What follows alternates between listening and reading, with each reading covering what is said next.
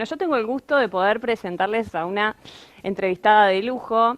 Les cuento un poquito sobre ella. Como decía Florencia, Verónica Pascual es una ingeniera aeronáutica española que inició una carrera internacional profesional espectacular. Empezó primero en el grupo industrial Bouygues y en 2004 tomó una decisión, siendo muy joven, que fue volver hacia la empresa familiar sobre el año 2004, que esta compañía se llama ASTI, como bien decía Florencia. A finales de 2006 asumió la dirección general de la compañía y 2 años después la adquirió. Estamos hablando de cuando tenía 20 y largos años apenas. Bueno, hoy encabeza ASTI Mobile Robotics Group, una compañía que está basada en España, Francia, Alemania y Estados Unidos, que está dedicada al suministro de sistemas de vehículos autónomos para la automatización de procesos industriales en distintos sectores. Verónica es emprendedora en Endeavor, como les decía, es licenciada en Ingeniería Aeronáutica y cursó un MBA en París, un máster en Liderazgo y Estrategia en la EA Business School, también tiene estudios de posgrado en Stanford y Harvard, o sea, como decimos acá en Uruguay, despegada. ¿Cómo estás, Verónica? Muy bien, Marcela, encantada de estar con vosotros hoy.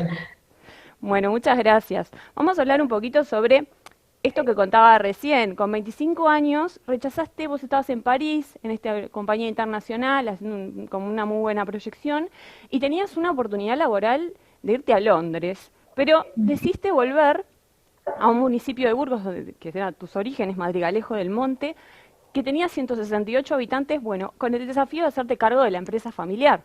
Contame un poco, en esa evaluación de qué hacías, ¿cómo era tu lista de pros y contras de volver a la empresa familiar? Bueno, la verdad es que en aquel momento no pude hacer mucha lista de pros y contras porque yo me fui de casa con 16 años. Mis padres me facilitaron mucho una educación internacional desde los 11 años, que fue cuando empecé a hacer bastante educación fuera de España. Y cuando mi familia me llamó para que me reincorporara, para que volviera a casa y ayudara con el negocio familiar, pues daba igual qué contras yo hubiera, ¿no? Lo importante era que me volviera a ayudar. Así que eso fue lo que hice, ¿no? Desde ese agradecimiento hacia lo que mi familia había hecho por mí a lo largo de toda mi vida y la educación que me había facilitado y sobre todo los valores y el cariño, pues fue pues dejar la vida que estaba teniendo y volver a casa y ayudar. Bien. ¿Y qué fue lo más difícil de pasar a liderar una empresa familiar a tan corta edad? ¿Ganarte la confianza de tus padres, ganarte la confianza de los proveedores, de los empleados, de los clientes? ¿Lidiaste con muchos prejuicios? Pues mira, cuando yo me incorporo al negocio, el negocio está pasando por una serie de retos.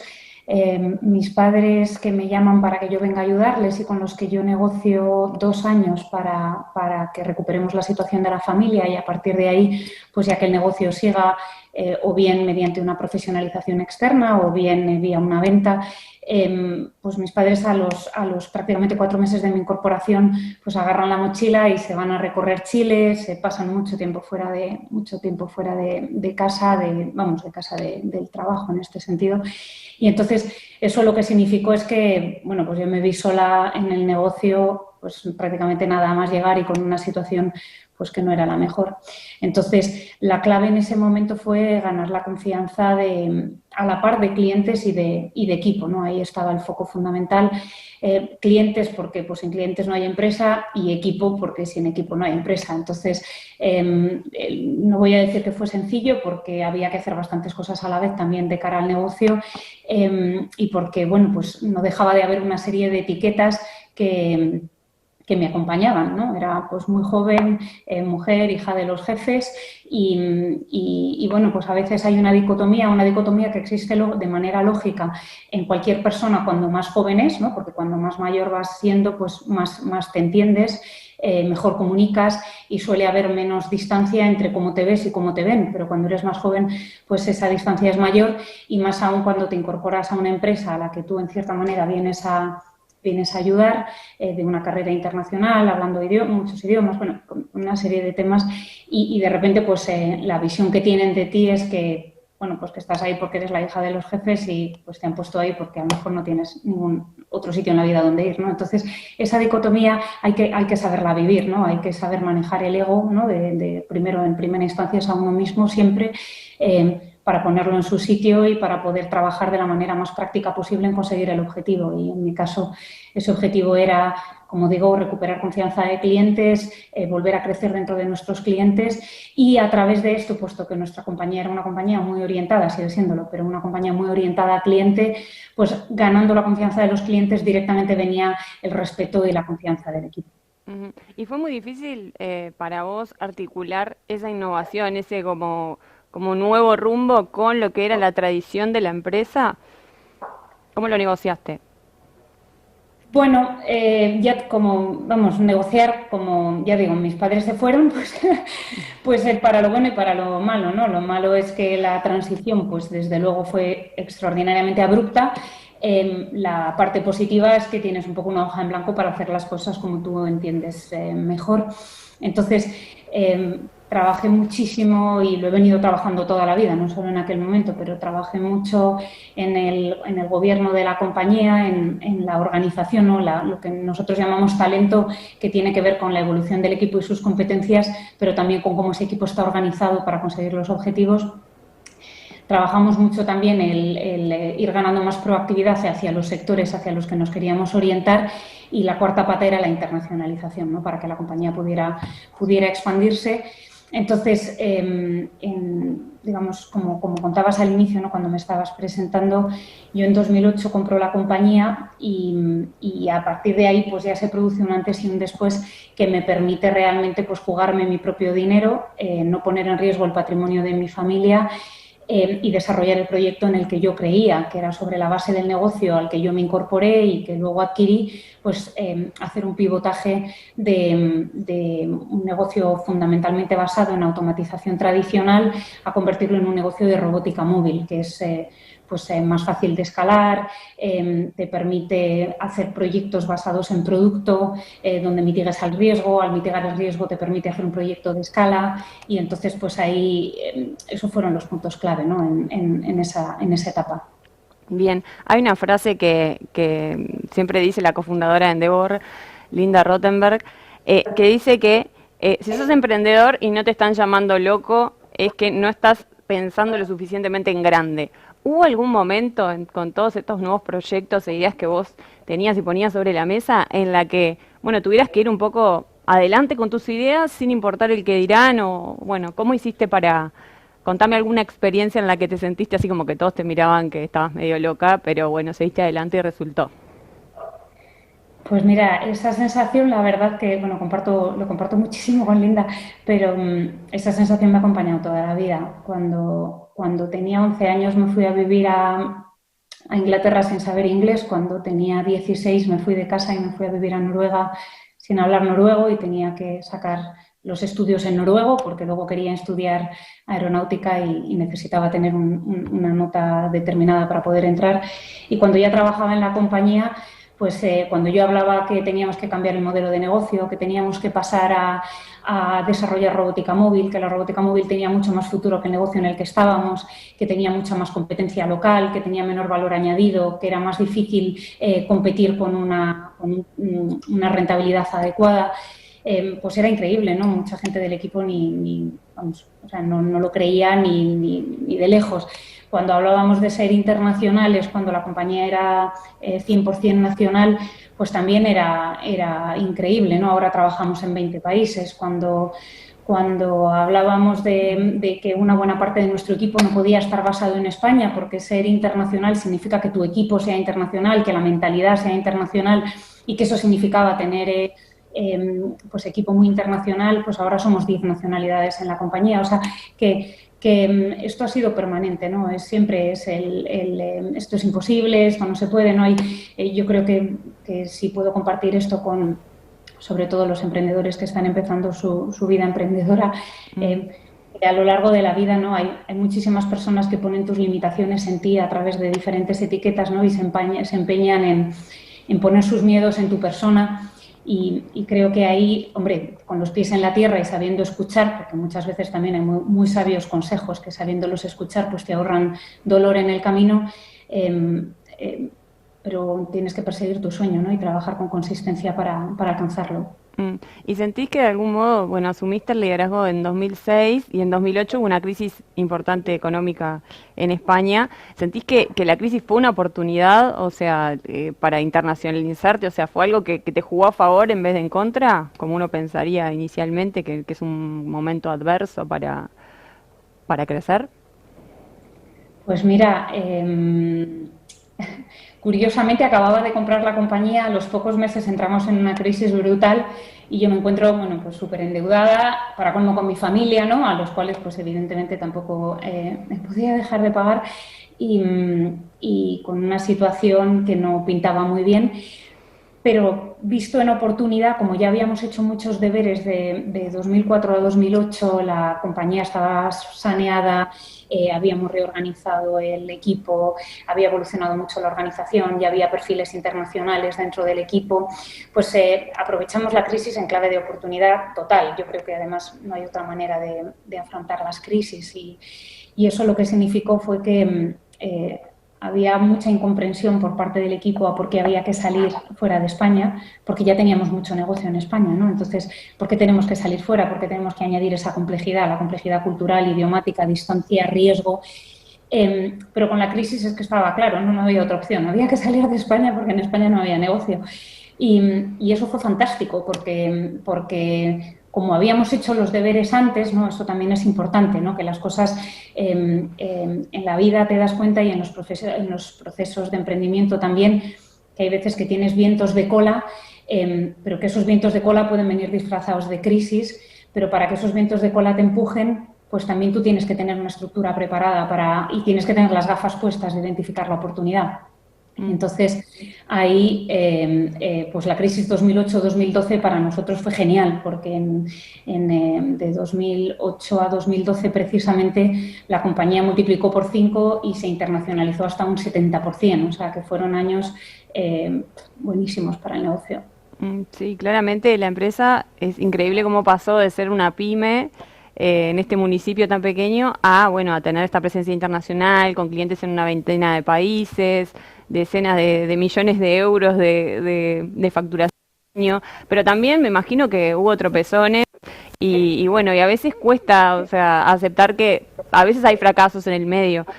Contanos un poco cómo alguna historia en la que bueno, tuviste un pequeño tropezón, un fracaso, y cómo te repusiste a ese fracaso inicial, o sea, saliste fortalecida. Pues yo creo que la vida o sea, la vida en general y en particular la vida del emprendimiento es fracasar todo el rato. O sea, la cuestión es que fracases menos veces de las que no fracasas y que sobre todo en cada caída del camino pues aprendas un montón, ¿no? Ahí está la clave y pues no dejar que esos fracasos te lleven por delante. Esto es como enfermar o morir, ¿no? Puedes enfermar siempre que esa enfermedad no te mate, pues te hace más fuerte en cierta manera. Entonces, fracasos muchísimos, o sea, digamos que tuve una buena escuela porque ingeniería aeronáutica en España pues es terrible porque, bueno, pues el primer día de carrera te levantan y te hacen contar a 11 personas a tu alrededor y antes de los primeros 4 meses 7 de esas 11 personas se van a estar fuera de la universidad. Entonces te preparan mucho para fracasar, ¿no? Para caerte y levantar y eso es lo que eso es parte del bagaje que yo me he llevado a la compañía. Me he caído en muchos sitios, me he caído en la expansión internacional, desarrollando mercados en los que pues no nos ha ido bien, en los que hemos perdido dinero, gracias a Dios hemos ganado más en otros y ha compensado. Hemos perdido fracasos relevantes, ha sido que a lo largo de la historia hemos perdido algún cliente importante y eso ha sido muy doloroso, ¿no? Yo creo que hay pocas cosas tan dolorosas como perder un cliente, porque bueno, pues eso te hace mirarte al espejo y darte cuenta que no estás haciendo las cosas suficientemente bien. Gracias a Dios, si como digo, esos fracasos no te llevan por delante, pues lo que te hacen es más fuerte y yo soy también muy partidaria en la compañía de entender que todo pasaba por algo. Entonces, todo pasa por algo, nada es casual. Y cuando te van pasando esos fracasos, por norma general, bueno, puede ser como el efecto de la pandemia, ¿no? Que, bueno, pues creo que ninguno de nosotros podía haber hecho nada distinto para que la pandemia no ocurriera, pero hay muchísimas otras veces que tus fracasos vienen por tus acciones, ¿no? Y no puedes culpar a nadie. Esto es como cuando oyes a las mamás o a los papás diciendo que a sus hijos les han suspendido. Pues no, chico, tu hijo ha suspendido, a él no le han suspendido, ¿no? Entonces, muchos de tus fracasos vienen por ti y por cómo tú actúas o cómo gestionas el equipo o cómo incentivas o decisiones estratégicas que se toman y que no funcionan. Y luego hay veces que hay efectos exógenos que hacen que las cosas pues no vayan como uno espera también. Y la clave todo el rato es aprender del fracaso, ¿no? El no dejar que te fustigue en exceso y aprender de ello, porque muchas veces, esto diría casi por desgracia, aprendemos más de los fracasos que de los éxitos. Y sin embargo, fracasar es sano, es parte del camino y hay que entenderlo como tal.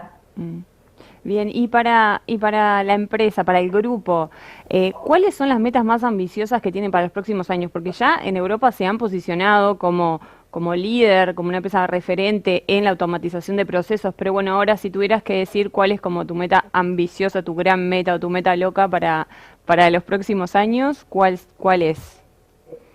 Bueno, ASTI ha sido, ya como decía, ASTI Mobile Robotics, ¿no? En su inicio no hacíamos ni robótica, nos fuimos desarrollando, pivotamos el negocio en esa dirección, estábamos sobre todo en España, saltamos a nivel europeo, ahora ya llevamos 5 años consecutivos siendo el líder europeo de robótica móvil, que significa vehículos sin conductor para automatización de procesos industriales.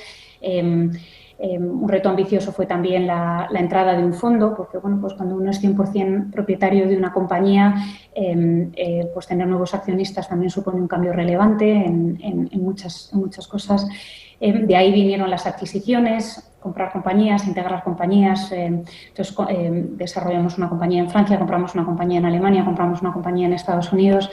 Y bueno, llevamos, como digo, 5 años siendo líderes del sector en Europa y el gran sueño es ser el actor de referencia, ¿no? Ser, igual que cuando nos vamos a comprar unas zapatillas de deporte, pues piensas en las dos grandes marcas, o sea, mi sueño es ser para la industria esa marca de referencia que acompaña a nuestros clientes en sus procesos industriales de transformación. El mundo está cambiando muchísimo, la demanda de flexibilidad es enorme. Los consumidores no queremos un producto solo estandarizado, queremos un producto customizado y esta customización conlleva un cambio industrial muy relevante, ¿no? Hacia la flexibilidad. Y la robótica móvil tiene un papel súper protagonista en esa flexibilización de la industria, ¿no? En que la industria sea más fluida, en que cada producto de la línea sea completamente distinto. Y esto es una oportunidad preciosa para nosotros porque significa entender cuál es la oportunidad, pero también la responsabilidad de acompañar a grandes clientes en el mundo en su proceso de transformación. Así que el sueño es, en el corto plazo, es ganar mucho más escala en Europa y en Estados Unidos, donde todavía tenemos mucho camino por recorrer, no solamente en la demanda que ya existe, sino también en la generación de nueva demanda. Y prepararnos para el siguiente salto que está previsto a partir de 2024 y tal vez llegue antes, que es el salto asiático. Asia es fundamental y conlleva otro cambio profundo por nuestra parte para saber dar el salto al monstruo asiático, ¿no? A la región. Bien, y ahí, bueno, más allá del cambio cultural que supone, ¿no? Adaptarse, ya hay un recorrido importante con la internacionalización. ¿Cuáles dirías cuál es la estrategia para crecer en Asia? ¿Va a ser con este crecimiento inorgánico que mencionabas recién, de comprar otras compañías, sumar compañías para ir creciendo, o van a llegar ustedes como directamente a ese mercado? ¿Cuál es la estrategia? La estrategia de internacionalización en su sentido más amplio, Asia luego es particular, pero en su sentido más amplio pasa por dos palancas principales. Una es el crecimiento vía lo que llamamos canal indirecto a través de red de partners. Eso lo que nos permite es tener una propuesta mucho más robusta y mucho más cercana a nuestros clientes, en el que se favorece un triángulo cliente-partner, que es el que tiene la cercanía cultural, geográfica, idiomática, y nosotros como proveedores de tecnología. Entonces, eso lo que nos permite es escalar a mayor velocidad, ganar también más capilaridad en el mercado. La estrategia de lo que llamamos de build-up o de crecimiento no orgánico por adquisición tiene a su vez dos derivadas. Una bueno, pues, incrementar nuestra presencia en determinadas regiones que son geográficamente muy estratégicas para nosotros, tanto para dar soporte a nuestro canal directo como para ser hub del canal indirecto, ¿no? Centro de soporte de ese canal indirecto de partners. Esa es una de ellas, ¿no? Y por eso adquirimos una compañía en Alemania con una filial en Estados Unidos. Estamos ahora en otro proceso de compra en Estados Unidos. Pero la segunda es todo lo que es la aceleración del plan de desarrollo tecnológico. También la compra de compañías también busca en gran medida incorporar tecnología que nos permita acelerar nuestros planes de desarrollo. El particular de Asia es un poco distinto porque, bueno, pues Asia es que uno no puede trabajar. O sea, yo no creo en el crecimiento orgánico en Asia, creo que en Asia tienes que tener un partner en cualquier caso para aprender una evolución, una transición con un equipo local fuerte. Bien. ¿Y cómo seguís fomentando la innovación ahora que tenés una empresa tan expandida territorialmente en tantos mercados, con tanta presencia en distintos países? Si tuvieras que poner una frase en la pared de cada una de esas oficinas que tenés para motivar a tus empleados a seguir innovando y pensando fuera de la caja, ¿tenés alguna como frase de cabecera o bueno, algún mensaje que tratás de transmitir como líder para no quedarse atrás y estar como un paso adelante siempre? Mira, nuestras oficinas en la sede central en Burgos, que están en ese pueblito que decías, en Madrid-Alejo del Monte, tienen todas las salas de reuniones, tienen o un nombre de robot de ciencia ficción o un nombre de un emprendedor. Y cada sala, cada despacho de una de las plantas que tiene solo nombres de emprendedores, pues tiene también las grandes frases acuñadas por esos emprendedores, ¿no? Entonces, por ejemplo, la entrada a mi despacho tiene toda una pared enorme con una frase de Walt Disney que viene a decir que hay que atreverse a soñar, ¿no? O sea, que todos los sueños pueden hacerse realidad, es cuestión de trabajar para conseguirlos y eso linda mucho con bueno, trabajar y ser valiente, ¿no? Valiente para soñar y ser consistente para trabajarlo. Y eso liga con un mensaje muy recurrente mío a la organización, que todo en la vida es cuestión de visión, consistencia y actitud, ¿no? Visión porque hay que atreverse a soñar, consistencia porque hay que tener los pies en la tierra y hay que ser humilde y estamos normalmente muy lejos de esa visión y bendito sea que estemos muy lejos, pero hay que trabajar en esa dirección con consistencia y actitud. Porque hay que trabajar mucho, hay que ser... si fuera fácil, todo el mundo lo haría. Entonces, como es difícil, pues la actitud te tiene que ayudar, aparte de la técnica, del método, del proceso, del equipo, de la competencia, pero la actitud es fundamental, ¿no? Es la actitud con la que afrontamos los retos que tenemos por delante. Bien, y para ir cerrando, teniendo en cuenta esto de que empezaron en un municipio tan pequeño con la empresa, ¿qué tipo de medidas de estímulo te parece que son necesarias en los distintos países o en general para poder dar las condiciones para que empresas que están situadas en pueblos o ciudades que no son capitales, no son grandes ciudades, puedan fomentar el surgimiento de empresas multinacionales como fue el caso de Asti? Bueno, hay varios temas a comentar. O sea, por un lado es cierto que el mundo es cada vez más digital y que la crisis del coronavirus pues lo que ha hecho es acelerar una línea de tendencia que ya estaba iniciada hace muchos años, pero que se ha acelerado con toda esta crisis sanitaria. Eso lo que significa es que todos hemos aprendido que la vida sigue aunque no puedas ir a tu centro de trabajo y eso es muy poderoso porque eso significa que a mí me da igual dónde esté mi equipo, me da igual que el equipo esté en Alemania, que esté en Francia, que esté en Madrid-Alejo, en Valladolid, en Madrid, en Italia o ahora aparte en India, ¿no? O sea, el equipo está donde tenga que estar, lo que importa es que asentemos una serie de foros comunes en los que nos conectemos y que, por supuesto, cuidemos específicamente la cultura, que se mantenga, que evolucione, porque falta ese contacto, ¿no? Ese contacto que al final es el que nutre muchas veces ese relacional más allá del transaccional.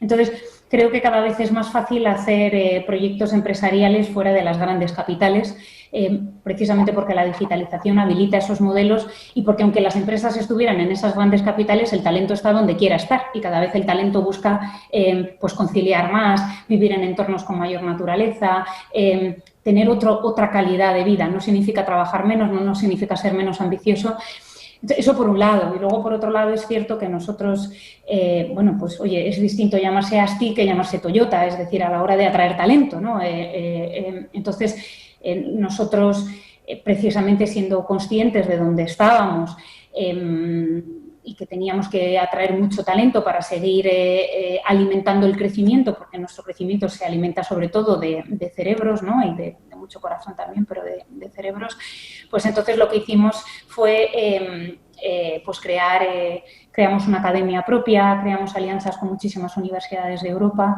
para atraer estudiantes a trabajar con nosotros, a acabar de desarrollar su carrera profesional con nosotros, y una gran parte luego se quedaron en la compañía, y eso ayudó mucho a la internacionalización de la compañía y, por otro lado, a hacer un proyecto como muy compartido y con mucho sentimiento de pertenencia. O sea que desde cualquier sitio, y vuelvo a la actitud, o sea, visión, consistencia y actitud, desde cualquier sitio puedes conseguir el resultado. Hay sitios que ayudan más o menos, pero ya está. Bien, bueno, muchísimas gracias, Verónica, por habernos inspirado con esta historia que, como decís, tiene mucho de cerebro, mucho de corazón, mucho de visión. Me encantó charlar contigo, creo que fue súper rico y bueno, un placer haberte tenido acá. Muchas gracias. Gracias a vosotros. Gracias, Marcela.